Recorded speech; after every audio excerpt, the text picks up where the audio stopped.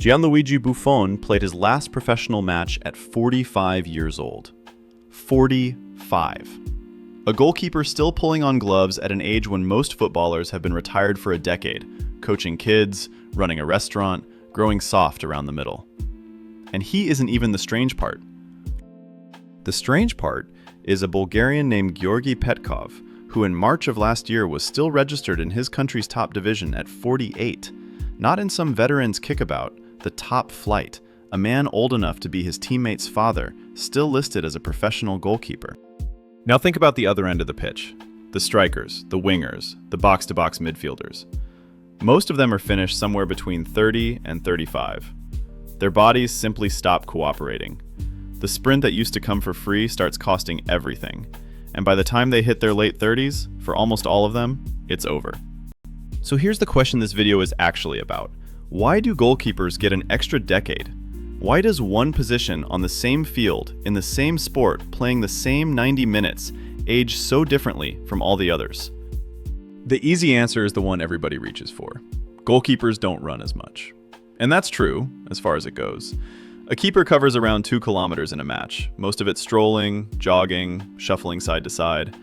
An outfield player covers 10 to 13, and a big chunk of that is at high intensity. Full sprints, hard changes of direction, the body redlining over and over for 90 minutes.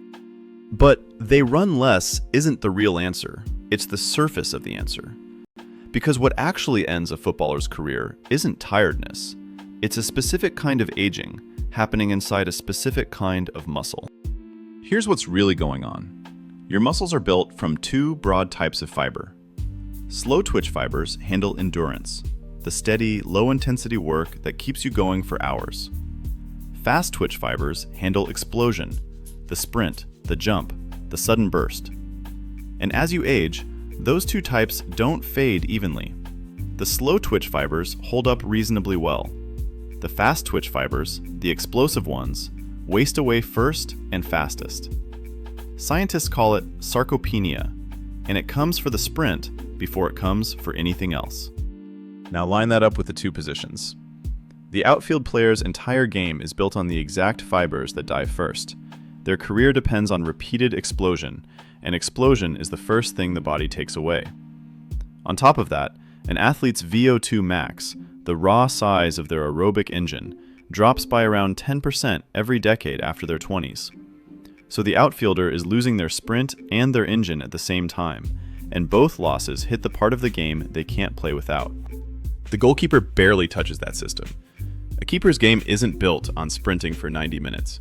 It's built on a handful of explosive moments, and one thing that matters more than all of it, reading the game before it happens. And this is where it gets genuinely strange, because you'd assume reaction speed is everything for a keeper, and reaction speed is exactly the kind of thing that should collapse with age. Raw processing speed, psychologists call it fluid intelligence, does decline after your 20s. A 40-year-old's reflexes really are slower than a 20-year-old's. That part is true. But it gets quietly replaced by something else. Crystallized intelligence, pattern recognition, accumulated experience, the deep library of everything you've ever seen. And that keeps growing well into middle age. An older keeper has watched tens of thousands of strikers shaped to shoot. He's read that specific drop of the shoulder, that specific plant of the foot, thousands of times. So while his reflexes have slowed, his anticipation has sharpened to the point where he's already moving before the younger keeper has even registered the shot. He isn't reacting faster. He's guessing better, earlier, from more information. It's closer to how a chess grandmaster reads a board than how an athlete reacts to a whistle. The data backs this up.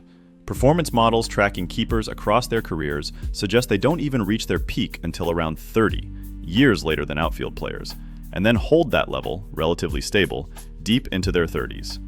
The position rewards exactly the thing that improves with age. So that's the football answer. Goalkeepers last longer because the sport asks them for the one skill that gets better over time, instead of the one that gets worse. And if the video stopped there, it would be a decent explanation of a footballing curiosity. But there's a second finding buried in the research, and it has almost nothing to do with football, and almost everything to do with how long these men actually live. Because goalkeepers don't just play longer, they live longer. A retrospective study by Smigelski and colleagues traced world-class footballers born before 1923, men from the first 3 World Cups and the top European leagues, and followed them all the way to the end. The goalkeepers outlived the outfield players by 5 to 8 years. The keepers lived, on average, into their low 80s. The outfielders, mid-70s. Same sport, same era, same punishing training. 5 to 8 years, decided in large part by which position you happen to play. And when you ask why, you arrive at the darkest and most important part of this whole story. It's the head. In 2023, researchers led by Peter Ueda at the Karolinska Institute in Sweden did something no one had done at this scale. They took more than 6,000 men who'd played in the Swedish top division across nearly a century and compared them against 56,000 ordinary people from the general population.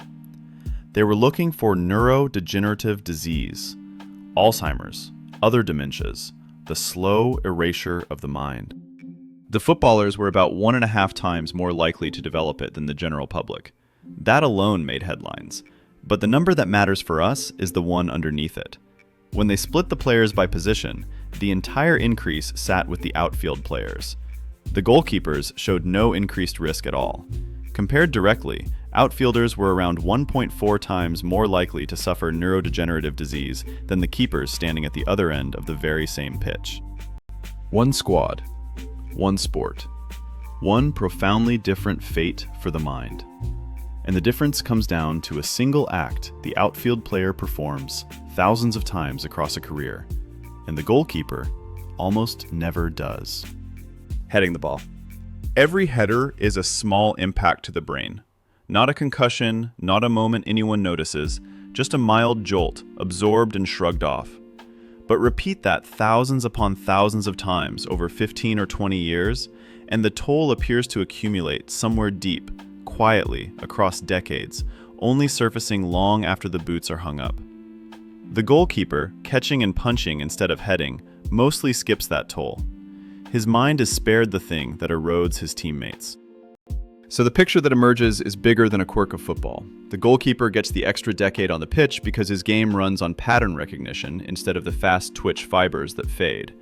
And then he gets a second, larger gift off it. More years of life, and a brain far more likely to stay whole, because he never spent his career heading a ball. If you want to see all of this standing in a single pair of gloves, look at what just happened at this World Cup. Cape Verde, an island nation of 500,000 people, reached the tournament for the first time in its history, and the man holding the whole thing together was a 40-year-old goalkeeper named Vozinha. His actual nickname, back home, means Little Granny. In his World Cup debut, he faced Spain, the European champions, a front line stacked with teenagers like Lamine Yamal, born the same year Vozinha turned professional, and he saved 7 shots and kept a clean sheet. He didn't do it by out-sprinting anyone. He did it by reading the game, by being in the right place before the ball arrived, by 2 decades of accumulated pattern sitting behind his eyes. At 40, he became one of the oldest goalkeepers ever to keep a clean sheet at a World Cup, and one of the most beloved players in the tournament. He is the theory made flesh, the position where experience outruns youth, right up to the edge of your 40s. Which is what makes the last piece of this so sharp, because the position is changing. The modern keeper, the sweeper keeper that Manuel Neuer made famous, is being asked to leave his line, to sprint into space, to pass and build and behave like an 11th outfield player.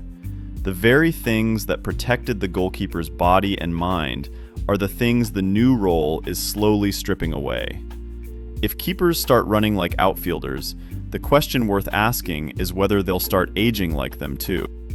For now though, the old truth still stands. Buffon at 45, Petkov at 48, Vozinha at 40, holding off Spain in front of the whole world. Not freaks, not miracles, just men playing the one position in football that lets you grow older without falling apart. The one job on the field where the years, for once, are on your side. 45. And it was never really about the running.